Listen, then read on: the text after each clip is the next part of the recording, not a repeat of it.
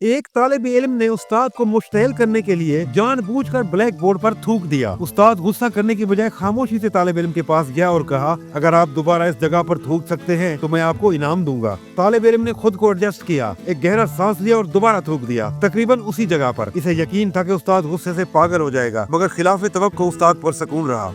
बजाय इसके कि वो स्टूडेंट को डांटता, इसने फिजिक्स को अप्लाई करते हुए थूक की रफ्तार और हरकत पर लेक्चर देना शुरू कर दिया। तोलबा हैरान रह गए, उन्होंने उस्ताद की होशियारी को सराहा। लेकिन मामला यहाँ खत्म नहीं हुआ। उस्ताद ने तालिब इल्म को ब्लैक बोर्ड पर हल करने के लिए एक मुश्किल सवाल कर दिया।